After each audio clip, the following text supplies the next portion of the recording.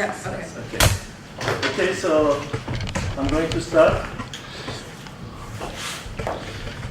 Thank you all for coming. I'm very happy that we have a distinguished panel of speakers today. And I will start with the first speaker because he has to leave to another session, Professor Alexander Buzgalin. He is economic professor, Lomonosov Moscow State University, Director, Center for Modern Marxist Studies, Faculty of Philosophy, visiting professor, Cambridge and Peking Universities, Editor-in-Chief of Alternatives and Questions of Political Economy, Editorial Board, World Review of Political Economy and International Critical Thought. His biography. He is one of the leaders of the post-Soviet school of critical Marxism. His articles have appeared in Cambridge Journal of Economics, Science and Society, World Review of Political Economy, International Critical Thought, and Review of Radical Political Economics. His research interests include comparative economic systems, transitional economy, political, social, and geopolitical dynamics in modern Russia, globalization and its discontents, problems of modern imperialism, exploitation of creative activity, role of macroeconomic planning, and selective state regulation in modern economics. Sasha Buzgalin will treat little-known workers' participation in management in the USSR and in Russia's 50 collective firms today, most of which a sociological study finds to be socially and economically effective. We met about 2 weeks ago in Moscow at the 200th anniversary of Karl Marx's birthday. There was a conference at Moscow State University, and I'm very glad that he accepted my invitation to be on this panel. Professor Buzgalin, thank you. Oh, thank you very much for invitation. It's a big honor and big pleasure for me to be here with you. And this is a really great question, and very important and very difficult question. To talk in the United States about US as empire, classic work of Lenin, imperialism as the highest stage of capitalism, are still relevant, but relevant in new sense, in new content, with new content. Not qualitatively new, but relatively new content. What are the changes? I will start from the not very important changes, but still. Object of imperialist domination now is not semi-agrarian or maybe 90% agrarian countries with feudal economic relations and superstructure, as it was before. It was sometimes even pre-class societies, feudal societies, societies with Asian mode of production. Now the object of imperialist aggression and domination of empires is a country, typical object is country with industrial material basis, capitalist system of production relations, and adequate forms of superstructure, sometimes authoritarian, sometimes formally democratic. This is new reality. And for these countries which became object of domination of the center, many features of classic capitalism described in Das Kapital in first volume are absolutely adequate. I can give you example of Russia as object of imperialism. In some aspects Russia is subject, but it is object at the same time. We have domination of transnational corporations in our country, and if you walk through the main street in Moscow, Tverskaya Street, you will see names of all US-based transnational corporations, Europe-based transnational corporations, and so on. Nothing Russian. And this is only formal example. There are some examples which are more essential.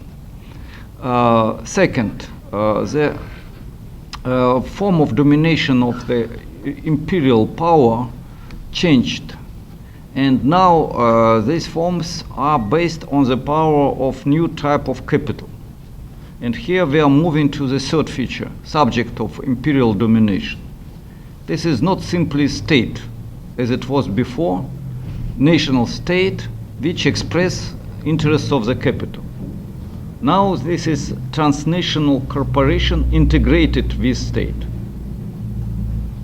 Corporations integrated with state. It's another subject and another type of domination. These corporations are also not traditional corporations in old sense, in all understanding of this category. This is not even imperialist integration of bank capital and industrial capital, as it was described in Guilferding writings or in Lenin's writings. This is domination of financial capital over capital of real sector. And process of financialization is absolutely well known. And if we have such domination of fictitious, virtual financial capital over material capital, capital in the real sector, and this financial, virtual, fictitious capital is integrated with the state, this is a new phenomenon. And forms of domination, mechanisms of domination are also new, relatively new. This is a system of indirect manipulation by market methods. I want to stress this. Before, imperialist domination was based mainly on the force, direct violence, direct domination. Now, means of motivation, mechanisms of domination changed, and this is now mainly quasi-market mechanisms, or at least market is form of such domination. Corporation is now a network which can control life of the people through different market mechanisms, starting from finance, because all incomes now has financial form. It is not more agrarian country with peasants who cannot even calculate. India in 18th, 19th century was a country where majority cannot calculate. They even didn't know what does it mean, money. Direct violence, direct extraction of the surplus product, not surplus value. Now this is organized by market population, and financial domination means domination over the people, brains, behavior, motivation, values, and so on. Second, market motivation and creation of market of simulacra, market of science. And people are determined by necessity to buy simulacra, not jacket, but label Hugo Boss, not car, but car with brand, not drink, but dangerous drink, Coca-Cola, yeah, it's unhealthy, and so on and so far. All life became determined by market, and market became totalitarian force. When I first tried market as totalitarian force, people said, "You are crazy, Buzgal. You came from Russia, everybody is afraid of totalitarian regimes, and you decided that market is totalitarian." I put one question. Please tell me, was it simple or not to oblige all Soviet people to come to the party meeting and to sit 2 days in weekend from 10 to 10 talking about communist ideas? They said, "Oh no, it was impossible even in Stalin period." I said, "But market made this. People are coming for 12 hours to shopping centers and spending all holidays, all weekends in these centers. They're determined by market strongly than it was determined by Stalin's dictatorship. And this is not joke. This is reality of life everywhere, from US till China, including Russia, India, and so on. So this is new form of domination. And because there is unequal system of labor costs and quality of labor and productivity, there is also unequal exchange. Samir Amin made a good job when he wrote about world law of labor, and he showed that, generally speaking, abstract labor created in the periphery and abstract labor created in the center has very big difference, if I can say so, in very primitive way.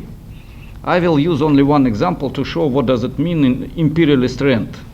Driver of the truck in India will have wage $200 per month. In the United States, maybe $300,000-$400,000 per month. The same, absolutely the same labor, creating the same result, 10 times difference. And situation is even more complex because in the center mainly you have not job of trucks drivers, you have job of the people who are creating useless things, who are creating simulacras, which are object and subject of operation in fictitious financial sector.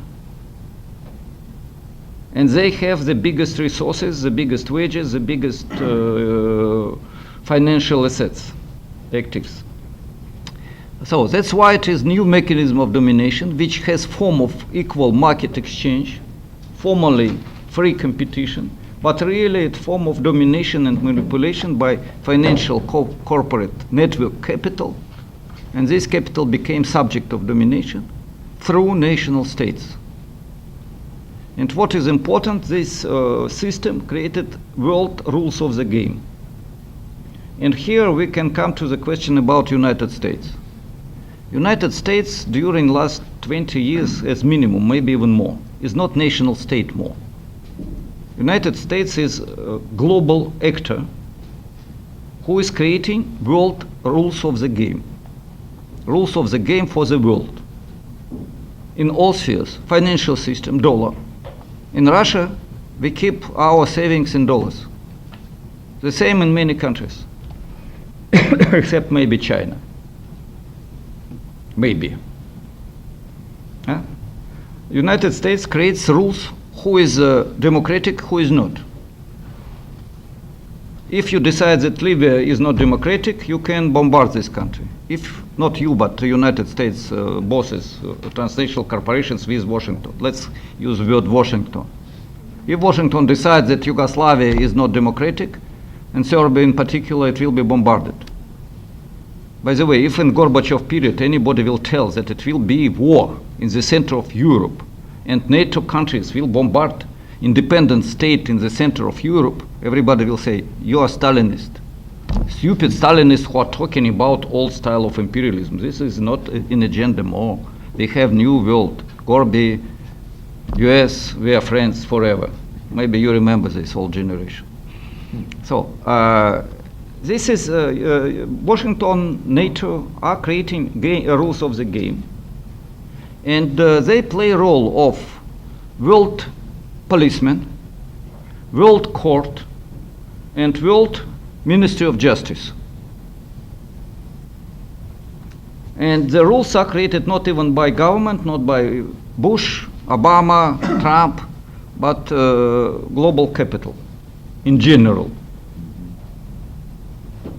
And these rules are they are organizing world life.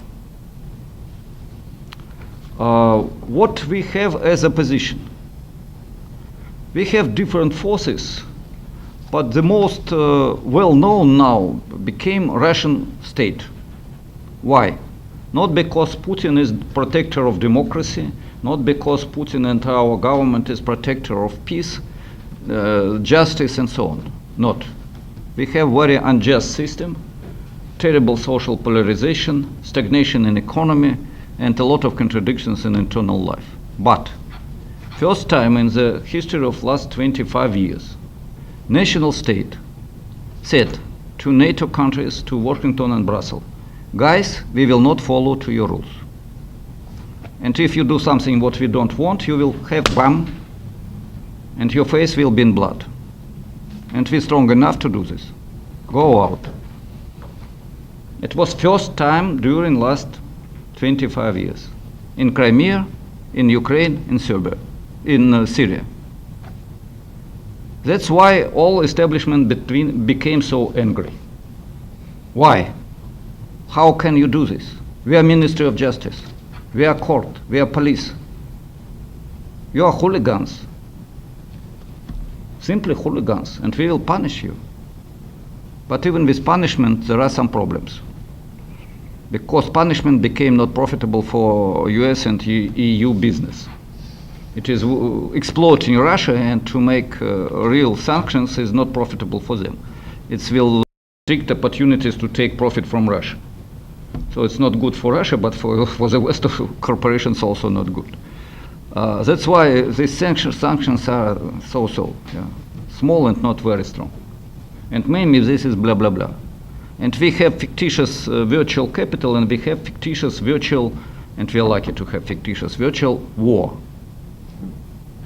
United States creates image that in Syria you have only victories, including victories over the Russia. And all attacks are organized in order to create show. The same in Russia. All attacks, all war, all system of organization of conflicts between troops and so on, organized in order to create show. Simulacra. We are selling simulacra, we are creating simulacra in geopolitics, in ideology, everywhere. So in Russia we have total domination of the idea that we have only victories in Syria, and United States are nobody and cannot do anything in Syria at all. And Russia created peace and punished hooligans and world terrorism. And without Russia it will be only terrorism everywhere. Only Russian government can protect world from terrorism. In the United States you have absolutely the same. Washington is the only protector of the world against terrorism. So this is simulacra in politics and geopolitics. And all this is created by this specific type of global capital integrated with world police, world court, world ministry of justice, and world propaganda ministry of propaganda, like CNN and all other, Hollywood, by the way, and all other things. If you look carefully on Hollywood movies, all are made on the same basis. Strong Russian soldier who is brave, honest, will protect democracy everywhere and will kill everybody, and nobody will be killed from United States. I was going here by airplane and I spent 1 hour and 20 minutes watching a movie, Cavalleria, Horse Riders or something like that. It's about victory of United States 11 soldiers who defeated all Afghanistan, Taliban, and one person was wounded only. Yeah. So a great movie, absolutely. Yeah. I decided to watch it completely from the beginning till end because I could not believe that it could be done, but it was done. Yeah. And it's not only this; it's everywhere. So, not to make jokes, to summarize, what we have now. We don't have US as national state who is center of empire. We have a new type of imperialism where global fictitious financial virtual capital integrated with other forms of capital, with interstate and superstate political structures, ideological structures, cultural structures, manipulate over the world by new methods which has market form but not content, and creating mainly simulacra images of real domination and in the same time extract huge imperialist rent in reality. Not the image not of domination, image of democratic peaceful solution of all contradictions, and in reality extract huge imperialist rent, not even surplus value in old style, and not simply profit. So this is my vision of modern situation. Thank you.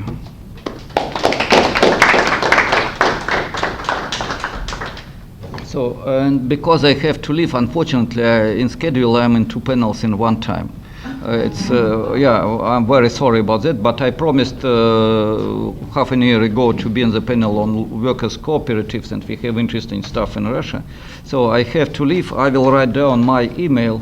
I have stuff on this new imperialism in English. It was published, I think, in International Critical Thought, if I'm not mistaken. So, and let's be in touch. Are we allowed to ask questions? Yeah, maybe a couple of questions. Yeah, I will be glad to answer, yeah. You seem to be saying that the only thing that stands in opposition to U.S. empire, or sorry, Western empire is Russia. But what about China? Unless I misunderstand you. You do not misunderstand me, but I made mistake. I was talking about Russia and I forgot to add about other actors. I said there are different actors including Russia and started to talk about Russia. So, but first of all, there is China. Yes, it's true. I was many times in China, and every time I told them, China now play a role of the actor who is not marionette in the hands of the Washington, not puppet, not marionette. Yeah, I don't know how to say in English. Yeah, puppet. in the hands of Washington, but in the same time is not independent actor. In China there is a proverb, when two tigers are fighting between each other, a smart monkey sit on the hill and wait what will be the result. So China is smart monkey, but sometimes if you're too smart, the tiger which is stronger will come to the top and eat you, monkey. So sometimes you must help to the, maybe not tiger, but dog who is fighting against tiger. So that's why I think now China must make a choice. Or finally it will be eaten by imperialism. It's still not strong enough.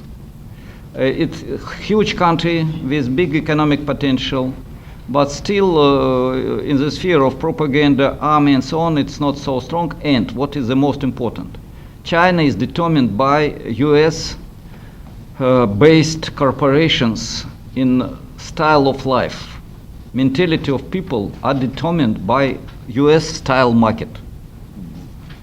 Main pleasure is to go to the cinema and see Hollywood movie. Main pleasure is to come to a superstore and to buy American jeans. The main dream of elite intelligence, elite students is to come to US and work here. And this is more important than economic power even. That's why I think China is not strong enough if China will not propose alternative, real alternative. There are some hopes with China. And second, or third, Russia, China, and third main force which can be. This is a world civil society. Until now, this is very important, but from another side impotent. I'm sorry, girls, to say this, political and social force. When I was in the World Social Forums, it's 50,000 people, 5,000 organizations, but politically they are very weak. If this movement will be integrated with one or another country, if we have in Russia not far-right Putin, but left democratic leaders, if China will be not formally socialist, but really socialist, if we can have union of world civil society with one or another strong state with nuclear weapons and with big financial economic resources, and it will be real alternative. And one word in addition, it will be final panel how to prevent escalation of Cold War at 4 p.m. If you have time, please, you can come.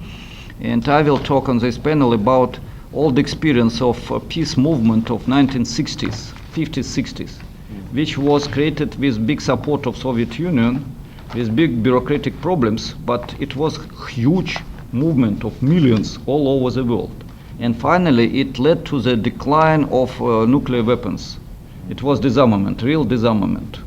And without this movement and without bureaucratic, authoritarian, terrible Soviet Union, it was impossible to make this movement. So now I think time for more or less similar project. But this is another question. Yeah. I've heard when the United States doesn't like somebody, they cut them out of the SWIFT payment system. Is that part of the mechanism of control of the West and Wall Street? Yes, of course. And moreover, because we have virtual money, those who control internet control all financial system. I will tell you, if one day our money are living now here, if one day anybody will say, internet, go out, we will lose all our money. Yeah, it's not a joke. This is problem. Yeah, and you know who controls really supercomputers, who are, which are material basis for the all financial operations. This is not, virtual money is virtual money. There is no gold, there is no paper, there is nothing except supercomputers which are under the control of concrete people and institutions. Yeah, I'm sorry, I will put here for operators. Thank you very much. Yeah, my business cards. I will write here my email for everybody. Few words to us because this is really very important for us to be in touch. Okay, this is my email. Buzgalin@mail.ru. Okay, thank you. Yeah. Thank you for your time. Yeah, and again, sorry that I leave you, not because I don't. Okay. Please send me materials. We will put on the website what you are debating here. Okay. Yeah, I'm co-chair of the International Committee of the Green Party US, also member of the coordinating body of Maryland United for Peace and Justice. I like to start with history and everything. This is a review paper, so to start the discussion, basically, so you guys can have some topics to talk about, and my other colleagues will also add to this. So when we hear the empire, we usually hear about the British Empire, which basically, well, we had Spanish and we had some other ones, but the British Empire, I think, is quite important because they affected a lot of what's happening today. Because of as a result of the end of the First World War, the Versailles Treaty basically drew these fictitious countries in the Middle East that we hear their names every day in the news, and we wonder why things are like that. The source is at the Versailles Treaty. This is how they created them. So there are some, I want to put references, because here we are at the university, so in case people want to take references. There are two good books about this. Well, actually, one is the actual whole treaty, but the other one is A Peace to End All Peace. Basically, this is what Versailles Treaty did. And it created these artificial countries in the Middle East that it's a whole subject of lecture. Then, of course, then we come to the end of the Second World War, which again, these three superpowers of the time divided the world, and as it is today. There's a new documentary by Oliver Stone called Untold History of the US. He actually said things that I had not heard before. He said at this conference in Yalta, these three guys actually were writing names of countries in small pieces of paper and trading them. So like Monopoly. Yeah, so basically, this is how, for instance, Roosevelt took Iran. I'm from Iran originally. And then Stalin took Czechoslovakia. This is how, so then, as a result of that, I want to mention, when in '53, US does a coup in Iran, Russia says nothing, because they had already given Iran to US in Yalta. So this is, the kind of deals they did that is still effective today. So then, I go quite fast. After that is actually the beginning of the US empire. So now we have a situation like this about US military bases, that they are kind of like, there are these tentacles all over the world, the globe. So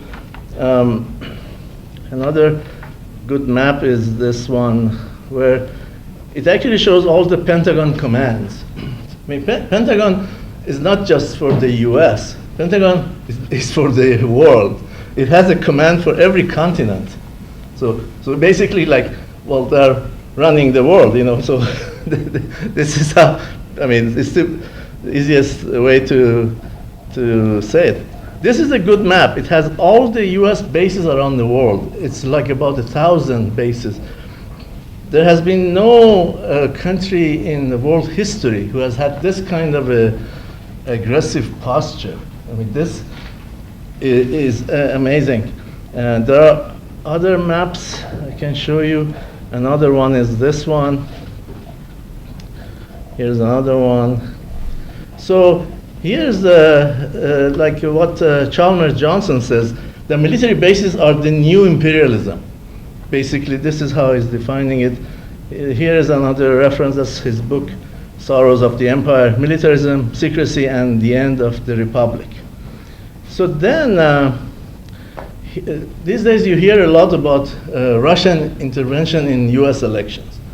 Well, media forgets to mention all the times that the US has interventions around the world in elections. So according to a study, US intervened in 81 foreign elections between 1946 and 2000. And US has invaded 70 nations since 1776. US has killed more than 20 million people in 37 victim nations since World War II. Another good reference is Killing Hope, William Bloom, US military and CIA intervention since World War II. On the International Committee. Oh, yes. Another statistics here, the cost of war in the number of Iraqis slaughtered in US war and occupation is about 1.5 million. And the number of US military personnel officially is about 5,000. Number of international occupation troops, 3,000 and a half. The cost of war in Iraq and Afghanistan, $1.7 trillion since 2001. Now here's another reference I want to mention, John Perkins, Secret History of American Empire, and he also wrote the Confessions of an Economic Hitman. He would go to countries and offer them aid in the form of World Bank IMF loans. But these loans always had strings attached. Privatization, neoliberalism, basically this is how. So if they would accept it, then they become a good, friendly country. If they don't, then there are certain steps that it would be taken. Like they would send the jackals to do a coup. They used to do hard coups. Now these days they're doing soft coup d'etats. I'll mention those later. Another good reference is Devil's Game, how the United States helped unleash fundamentalist Islam. This is playing the religion card is actually what the US learned from the British. The British were very good at this. I mean, when Gandhi went to the British and said, we want an independent India, they said, oh, which India are you talking about? There are 4 Indias. Indias of the Muslims, India of the Sikhs, India of the Baluchis, India of Hindus. So finally they managed to get 3 countries out of that, which Gandhi wanted one secular India. And now US does this, Shia Sunni, sectarianism, Shia Sunni. I'm from the Middle East. There wasn't such thing. There was no bloodbath over sectarianism. This is all created and fabricated from here. Okay, here's some good statistics. The military spending nations. You see top, the blue line, way ahead is the US, the winner of all these numbers. After that is China, then Russia, far distant. Then Saudi Arabia, France, UK. Now here's another one. Oh, sorry. It's this one. Per capita divided by the population of these countries. Again, US wins. You see the first one. It's way up compared to the other. US, then NATO, then Russia, Middle East. China is at the end. So another comparison is Afghanistan war versus world military spending. You see that, for instance, there is Afghanistan war compared to China's total military spending. Okay. Up here. Now we come forward in time. The Soviet Union falls. So this group of neocons, neoconservatives, they come with this idea of the Project for the New American Century, PNAC. They said, well, we are now the only superpower in the world, and we better act like it. So we need to take over, first of all the resources, all the energy resource areas. So they immediately invaded Iraq, Afghanistan. They went to Libya. Then the plan was to jump to Syria and Iran, which, as Professor Buzgalin mentioned, we see China and Russia stopping US in its steps. So this is what is different now, that there are not unipower, multi-polar world. This is what is happening with Russia. Now I'll mention later the BRICS. This is basically the US foreign policy, full spectrum dominance. William Egdahl, totalitarian democracy in the new world order. This is what the neocons said. This is exactly now the US foreign policy today, because the neocons have taken over. They actually managed to make, what we call the deep state. They have actually managed to make Trump follow it. And as another reference, we see Chomsky says, "Who rules the world?" So, okay, then resistances start happening. Countries start resisting neoliberalism. When the US was involved in Iraq, Latin American countries, Venezuela, Bolivia, Brazil, Argentina, Ecuador, Honduras, Paraguay, turned leftists one after another. They paid off their debts to World Bank, IMF, and cut their ties with them. So that was the first resistance. We call it socialism in 21st century sometimes. But they're basically resisting neoliberalism, and the BRICS countries were formed. BRICS stand for Brazil, Russia, India, China, South Africa, 2006. That was a big blow to the empire. Here's the leaders of the BRICS, the joint picture. So after the Iraq invasion, then the US starts attacking. So empire strikes back. Okay, they go one after another at these BRICS countries, one by one. They managed to lower the price of oil through their puppet regimes like Saudi Arabia to hurt the economy of Russia, Iran, Venezuela, that are mainly oil exporters. So then, to bankrupt Russia, Russia sells oil and gas through a pipeline from Ukraine. They wanted to bankrupt Russia. They wanted to stop that. So they caused trouble in Ukraine, and they wanted alternatively to pass a pipeline from Middle East through Syria to Europe. So they caused trouble in Syria. So Syria and Ukraine are related this way. The rest is propaganda. I mean, the rest that you hear. So, but now, as I said, we now have Russia stopping the empire in Ukraine and Syria. Oh, by the way, they came up with TPP to destroy China. That was Obama's plan to destroy China, was TPP, Trans-Pacific Partnership, which luckily did not pass in the Congress. And Trump didn't like it in the beginning. Now they are pushing him, they're pulling him into liking it, like everything else. So then Russia and China started trading. They opened their own banks, and they came out of World Bank, IMF, and they started cutting usage of dollar. And there is now even talk of a new currency called petro, cryptocurrency.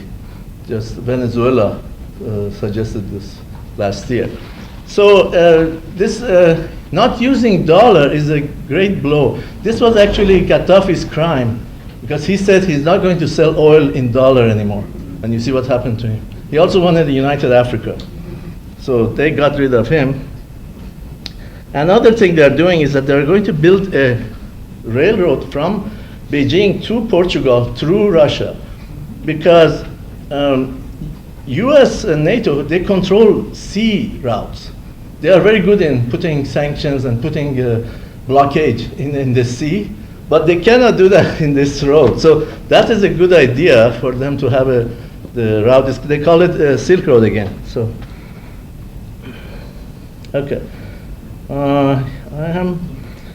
Here I've put some stuff from the Green Party platform, that what is that we can do? There's like progressives, what should we do to resist this empire? And I go fast through them. We should recognize sovereignty of nation states. I mean, that's one thing that empire doesn't like. It doesn't like independent states. We need to emphasize closure of foreign military bases, permanent repeal of veto power at the UN, urge all governments to sign the ICC, International Criminal Court, declare a no first strike policy, declare a nuclear free world, prohibit our arms sales to foreign nations. I mean, like you see, they're talking about this Iran nuclear deal. There is never mention of Israel. I mean, Israel has nuclear weapons. Then nobody tells them what to do, but they go after Iran are you building one? You know, well, I mean, Iran has 10 times the population of Israel, by logic, if Israel has 300, Iran should have 10 times that, but there is no logic in this. So another one is about World Bank, IMF, but very important one here is the BDS, the Boycott, Divestment, Sanction of Israel. Now this is biting, it's growing fast. You see, I even heard Natalie Portman, who's an Israeli actress, refused to go to Israel to a festival. And before that, Stephen Hawking, I know he refused to go to Israel. He also refused to be knighted by the Queen. And Shakira just... yeah, that's right. Shakira just recently. China just said it's not sending labor over. Okay. Yesterday. Very, very good, very good. Yes. But in Europe, it's taboo, like in Germany.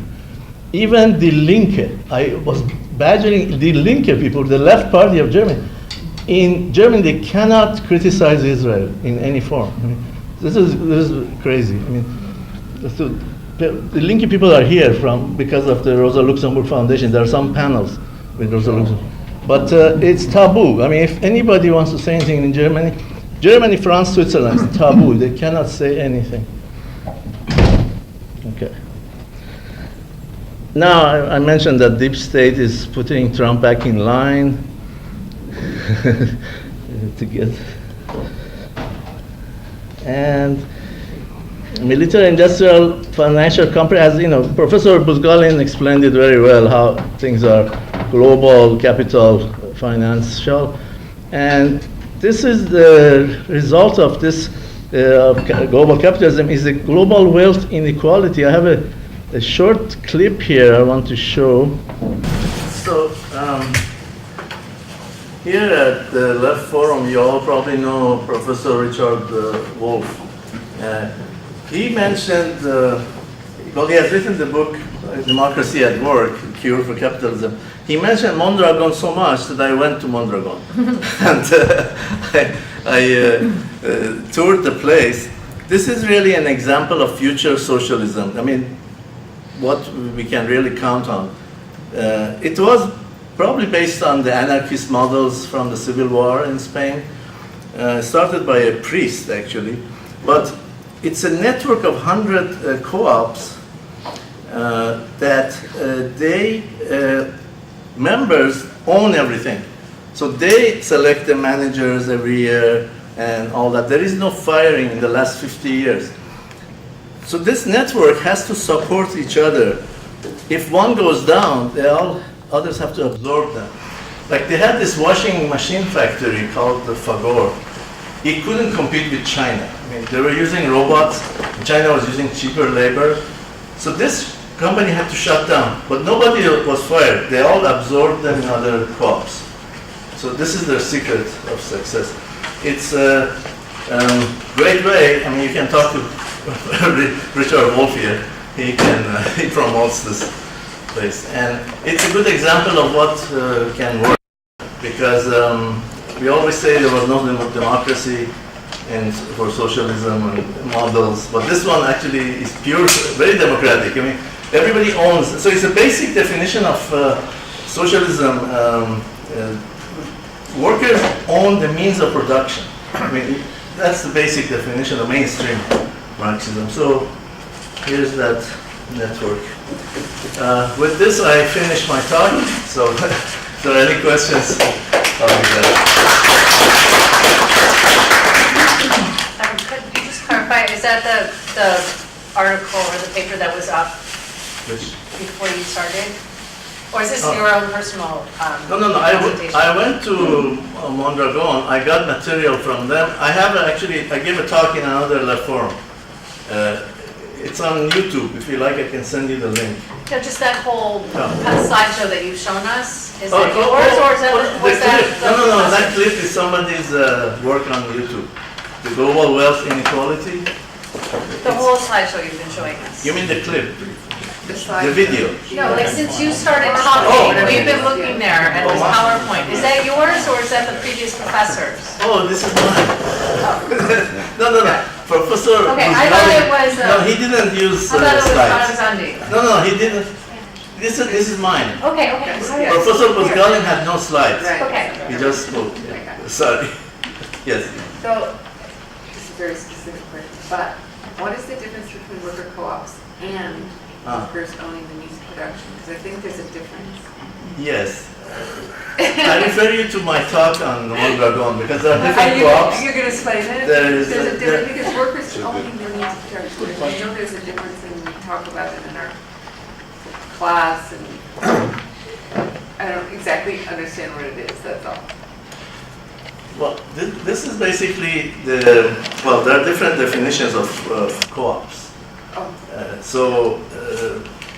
There are some that are like just a supermarket, like you have a right. co-op, Parks Love Food Co-op, Right. which I belong to, the largest in the nation, But- 17,000. but they don't produce anything.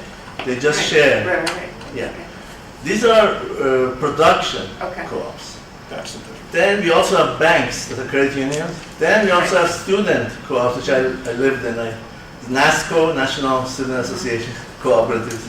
So there are different models.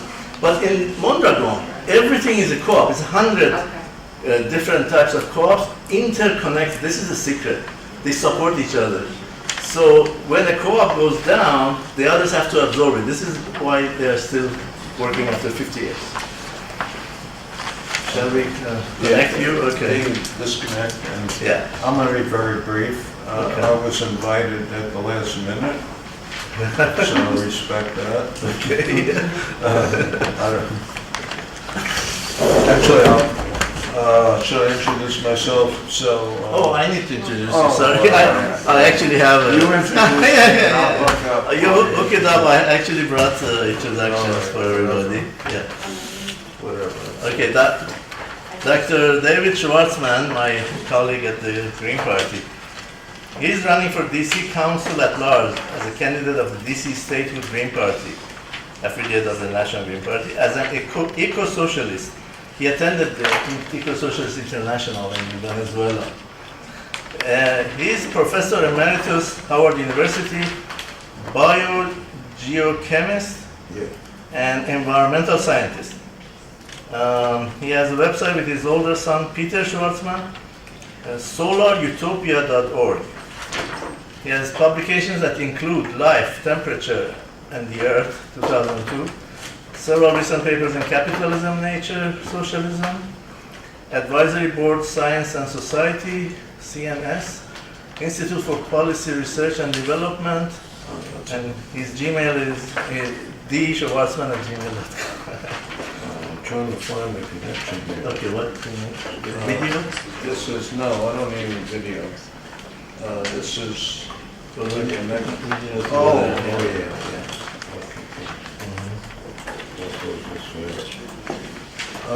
Actually, I want to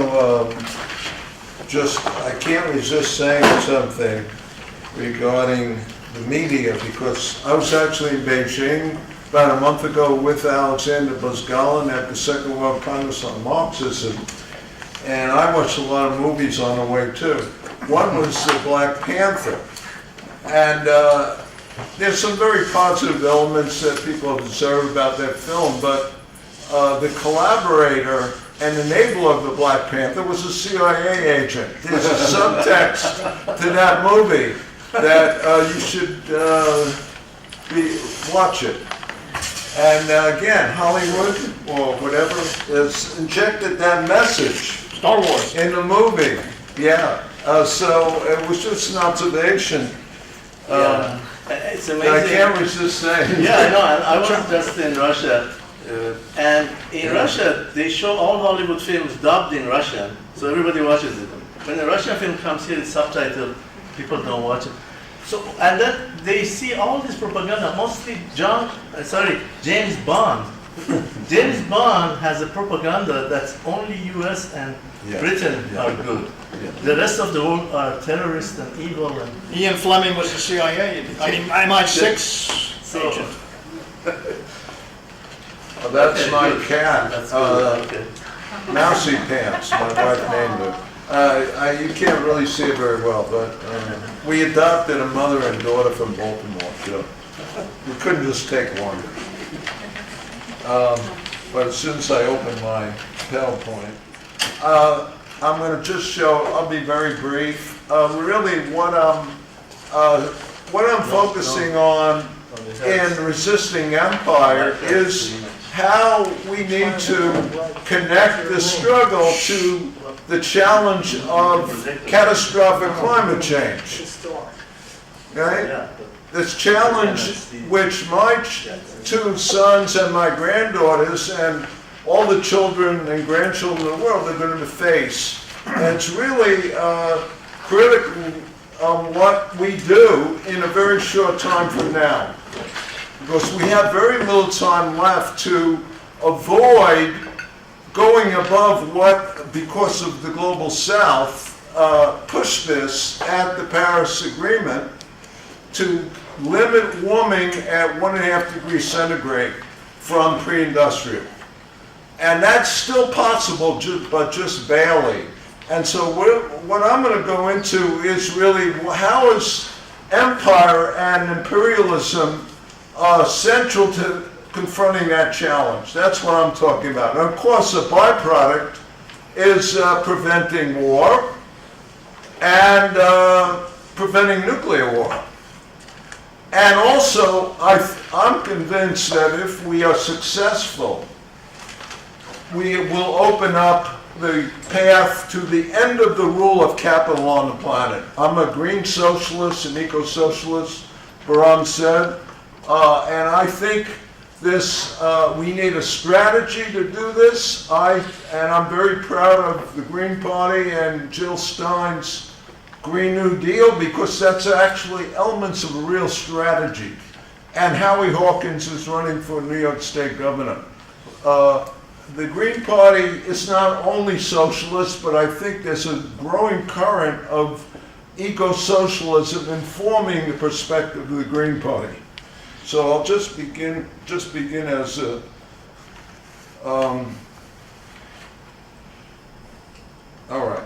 So this was actually, I gave this to a class in UDC. I'm a retired professor at Howard University, but I gave this to as a visiting.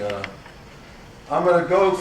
I already talked a bit about this, but one of the areas we need to connect to in terms of doing away with fossil fuels and replacing them with wind and solar is the huge cost to humanity from our addiction to fossil fuels, and one is the millions of people that die every year from air pollution and the lack of clean energy in the world. $5 trillion a year in subsidies to the fossil fuel sector, including indirect. This is actually an IMF study, and the global military budget is even less than that. It's like $2 trillion, a little less than $2 trillion a year. So those two figures really show that we have the global capacity to end the addiction of fossil fuels and go to a new path for humanity. My oldest son, Peter Schwartzman, and I are coming out with a book. Carrington and I, my oldest son, went to Cuba last June and an agroecology tour, and we included, some of your photos are in the book. We credit you. So our book is called The Earth is Not for Sale. It's really an imperative. The Earth should not be for sale.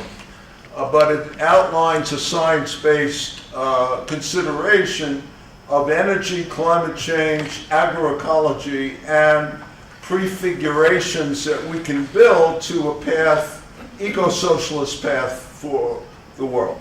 That's really the content, and should be out in a few months. And you can get a paperback and PDF and so on. Okay, so here I'm going to skip most of this in the interest of time and really go to what's the main obstacle? Well, I don't know if you could see this slide very clearly, but it's a statue of a baby sitting on a tank. And I got it on the web, and I think it was in a mall in China. So I call it the military-industrial fossil fuel nuclear state terror and surveillance complex, or MIC for short, also AKA the Molochian instrument of carnage, or Moloch of mass murder. That's from William Blake, I believe. And also Allen Ginsberg's poem, Moloch, well worth reading again. I read it in high school. The critical challenge of demilitarization, Eisenhower's speechwriter put it very well. And by the way, anyone interested in getting a copy of this, just send me an email and I'll send you a PDF. So why is the MIC the biggest obstacle to preventing catastrophic climate change? That's C3, catastrophic climate change. It's, first of all, it's the core of global capitalist capital reproduction, with a huge waste of resources, material and energy and so on.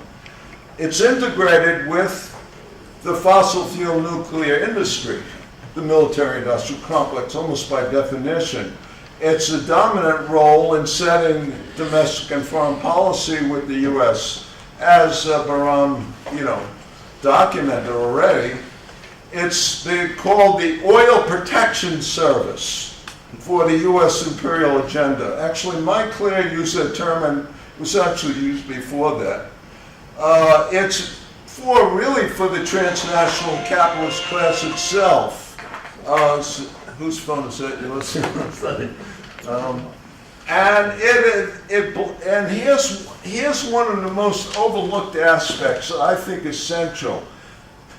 The military-industrial complex and its imperial agenda around the world, as Bahram has documented, blocks the global cooperation that's necessary to implement an effective prevention program. Okay, to reach to actually reach much higher commitments in reduction of carbon emissions that came out of the Paris Agreement. Those are, if we simply accept those commitments, we're doomed. They have to be much more aggressive. So is the Pentagon the biggest source of carbon to the atmosphere? There's many claims of that you find on the web in articles. It's the Pentagon being the biggest source. Actually, it's misleading.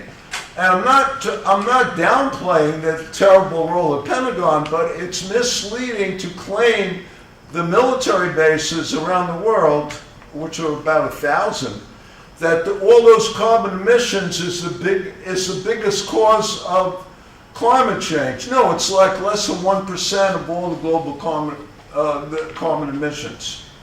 And that's been documented. Sure, I mean, we should close down those bases. But it's, again, the more important challenge is to create the possibilities of real cooperation in the world and shift this terrible burden of resources and finance, nearly $2 trillion, to human needs and the needs of climate justice around the world. So I'm almost done. And so I've already made that point. And here, I'm actually going to close with this slide.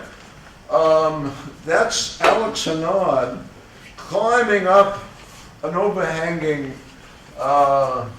cliff with no rope.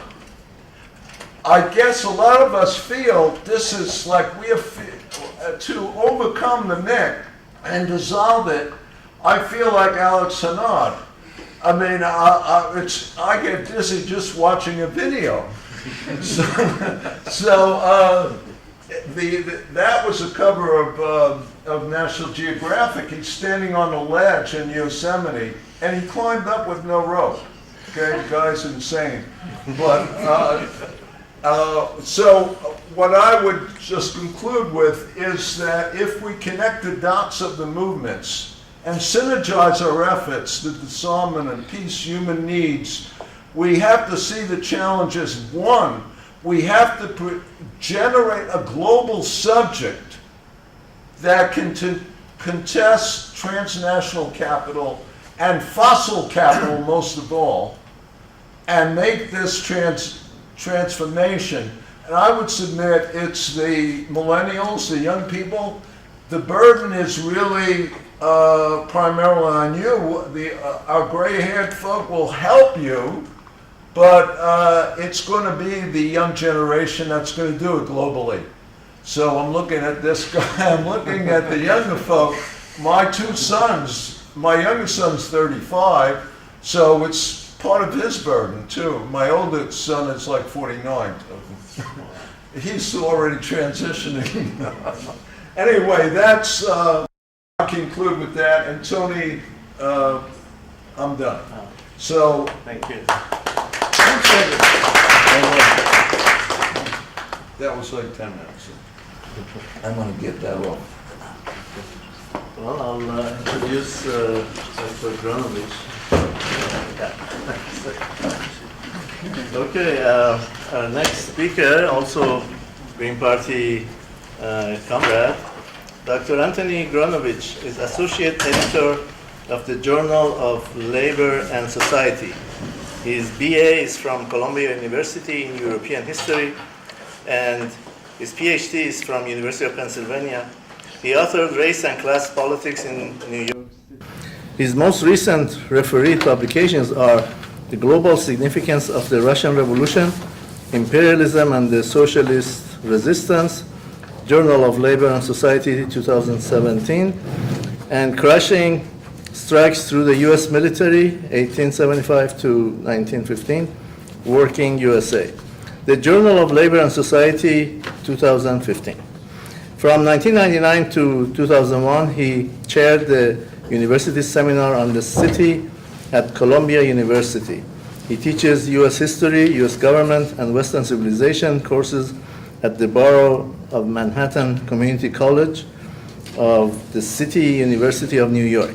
He's on the bargaining team for a new contract for his union, the Professional Staff Congress of the City University of New York. Dr. Granovich. Thank you.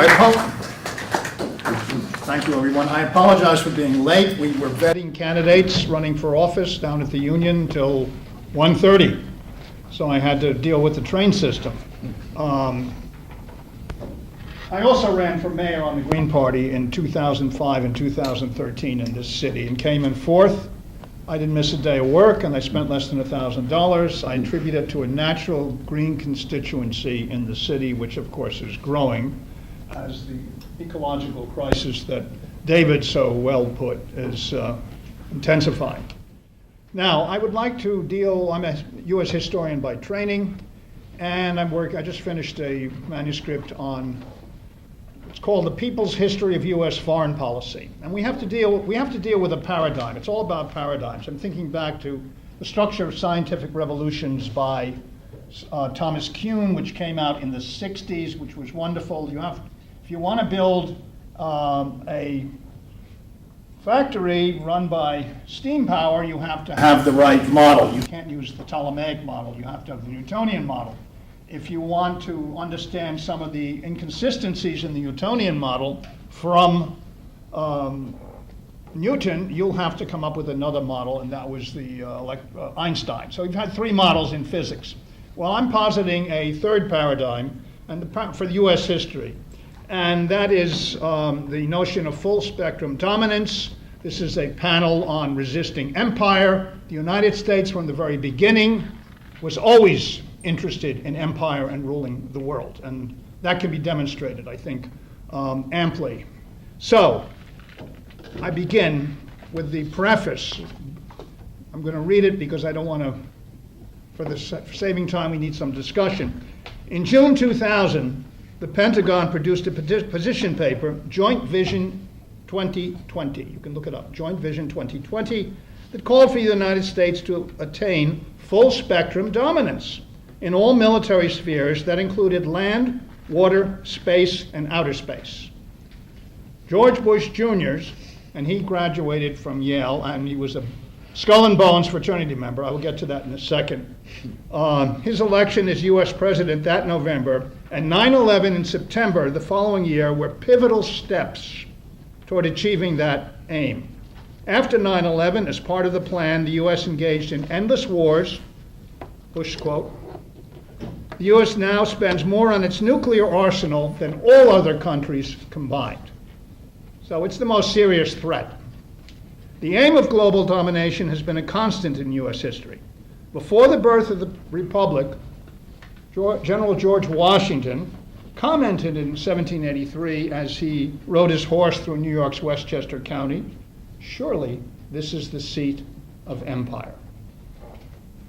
4 years later, with empire in mind, the Constitution was written, and I teach American government, so I spent half the semester on the Declaration of Independence and the Constitution.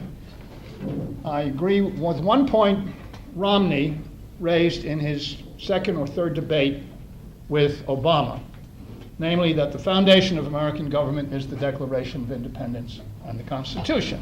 Now, what does that Constitution say?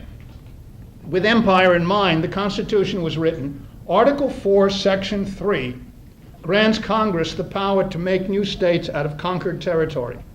In theory, the entire world, according to U.S. law, could become states of the United States. Non-contiguous Alaska and Hawaii demonstrate this point. In the 19th century, the United States added states through genocide against native peoples and the massive torturous use of African slaves that generated the surplus value that became the global capital essential to transform this rich land into an industrial powerhouse by 1860, when Lincoln was elected, and that prompted the Civil War. By then, the number of slaves exceeded the United States population of 1790. This war between the states was fierce because most whites, as today, North as well as South, were racist and did not want to compete with black slave labor. Enough whites were persuaded through Lincoln's skillful leadership to support the war because they believed that this union of states was worth preserving, even though they wanted little to do with black people except as slaves. And the book to read, the recent book, 2014, Edward Baptist, The Half That Has Never Been Told.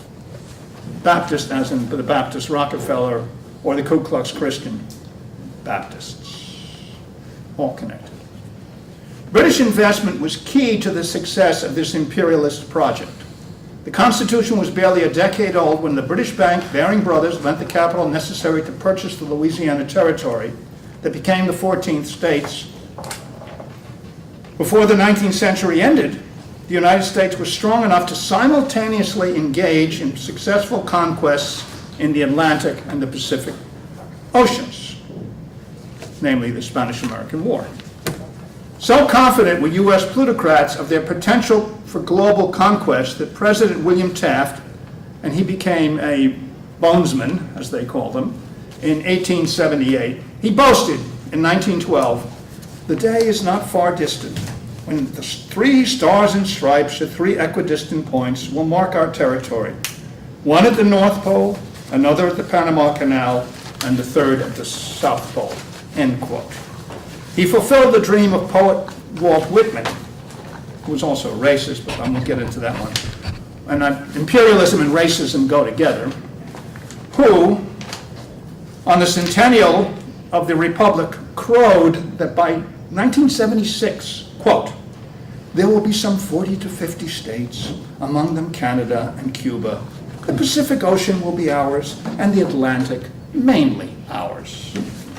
He echoed Navy Commodore Matthew Perry, who declared in 1856, quote, "The people of America will, in some form or other, extend their dominion and their power until they shall have placed the Saxon race upon the eastern shores of Asia." And then I say, to trace the evolution of this drive to rule the world, I begin with the Spanish-American War, when the dream of Asian conquest was partially fulfilled with the bloody conquest of the Philippines, which killed hundreds of thousands of Filipinos and is still going on today with U.S. support of Duterte and on. I urge you all to come to the demonstration tomorrow at 11 a.m. I can give you the details after. Filipino anti-imperialist students marching tomorrow. Anyhow, so I'm going to read, since I, at the very last minute, that's why I'm not on the program, was asked to be on this panel. So I'm going to read the introduction to this essay, which people have said is the best essay. It's being assigned in Australia and City University, the beginning of the global significance of the Russian Revolution. With that, set it into motion. And the subtitle is Imperialism and the Socialist Resistance. It took the genocidal World War I to inflict on Europeans firsthand the bitter fruits of supporting the imperialist national character of their respective ruling classes that battled one another for control of the world.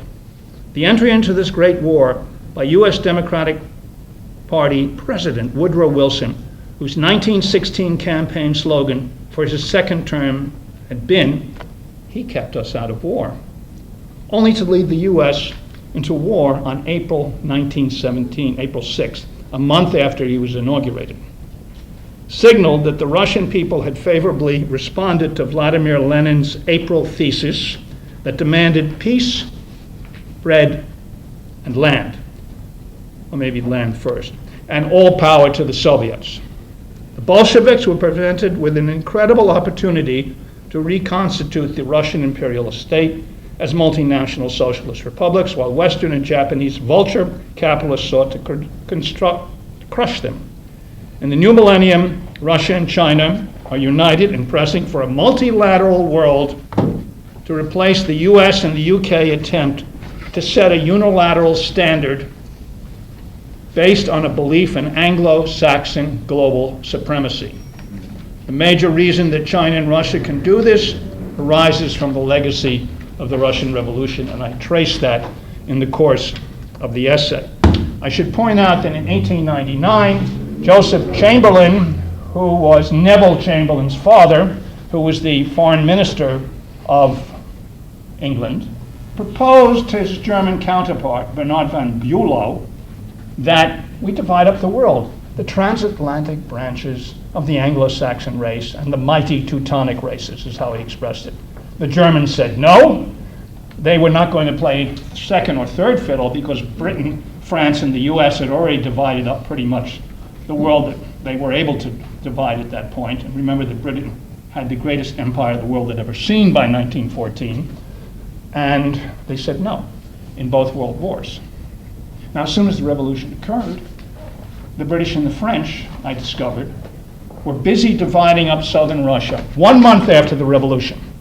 So France, Germany, these old Europeans were the imperialists. Of course, the Spanish were the first, but they didn't use it to modernize their society, and that's complicated, the difference between Catholics and Protestants. But the US entered the war against the Bolsheviks. Wilson sent 12,000 troops in 1919 to invade Siberia along with the Japanese.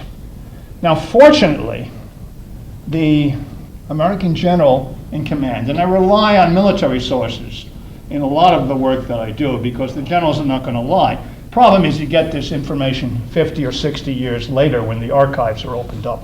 Then you go back and piece it together as it actually happened, okay? And William Graves, appropriately, Dickensian name, his surname, wrote a book called America's Siberian Adventure. And you can get it online. And you can read how I was sent under false pretense to go into Russia to protect the Czechs. No, I was sent in to crush Bolshevism, as the British and the Japanese were doing. So we go to the 20s. The purpose of Hitler, as he stated in Mein Kampf, I got a chance to read Mein Kampf, it's like, don't throw me in the briar patch, says Brer Rabbit to Brer Fox. Don't read Mein Kampf. In Mein Kampf, you have the secret to what Hitler was thinking about when he said that on page 139 of Mein Kampf, with England alone, it was possible, our rear protected, to begin the new Germanic march. Okay, that's 1925. So everybody who knew anything could read. And he talks about the Jewish communists and the gypsies. I mean, his excessive racism was embraced by the American ruling class down the line, and they covertly funded it. The evidence is all there. So it's a question of putting it all together in 125, 150,000 words, because I have a big manuscript. I'm cutting it down just for that. So this is what we're dealing with. And of course, Stalin in 1931 said we have 10 years to do what the rest of the world did in 50, otherwise they, meaning the imperialist powers, will crush us. And of course they did it. Russia in the 1930s industrialized at the fastest rate in history.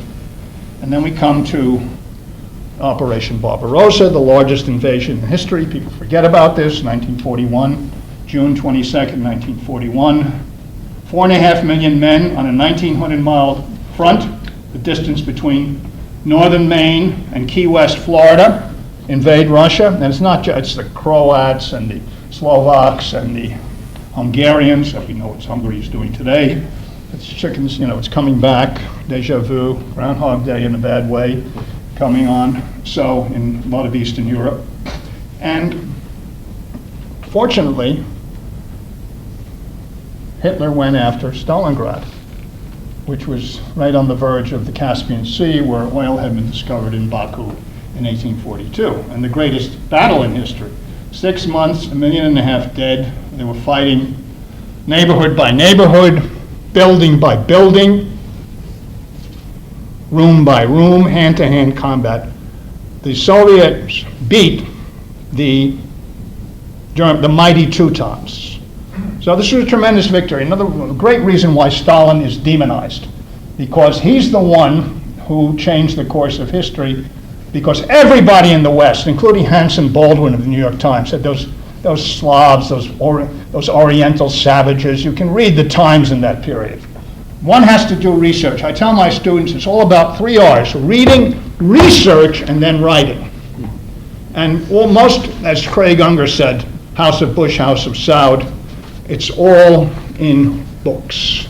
So I can go on literally for hours, days, detailing this. I would take exception to one thing I heard our distinguished first speaker, who had to leave early to attend a simultaneous presentation, that the Vietnam War, and I went through it, okay? I have good genes and I keep in shape. I'm ready for the action. When the going gets tough, I get tougher. And these are tough times, mainly for my students, for a lot of people in this country.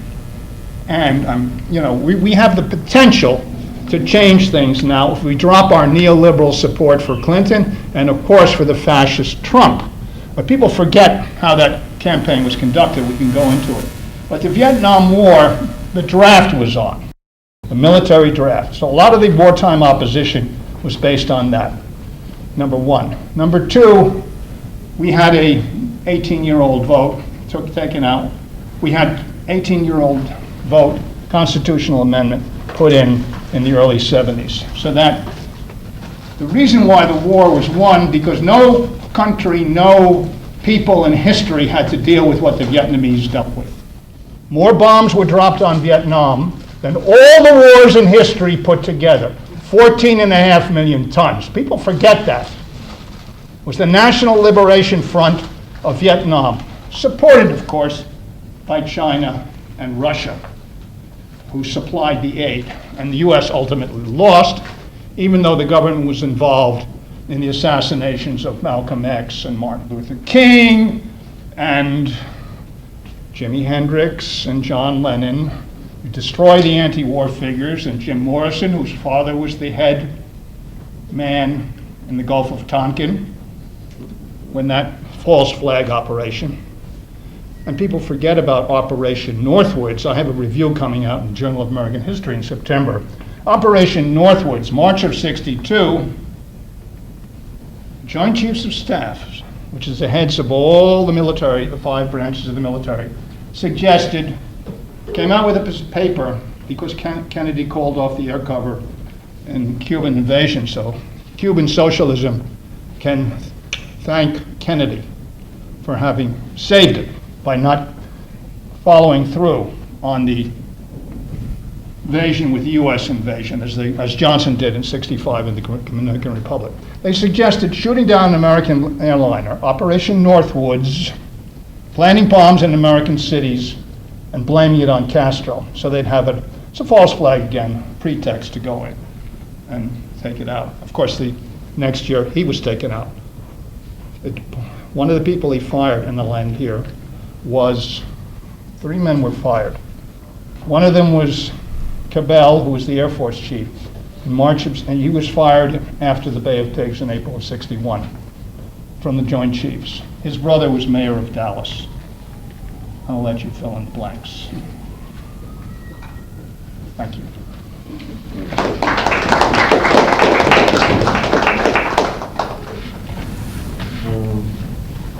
Thank you very much. Anna, would you like? Okay, well then, let's open for discussion. It's all about empire. All about empire. And of course, Che Guevara killed Walt Rostow, Johnson, Walt Rostow, named Walt Whitman Rostow. I didn't know that much about Whitman then, but now I find it appropriate. Because he was a racist and an imperialist. Yeah. Yes, sir. Is there a sort of a common thread between the two? I see two different kind of speeches. I don't know.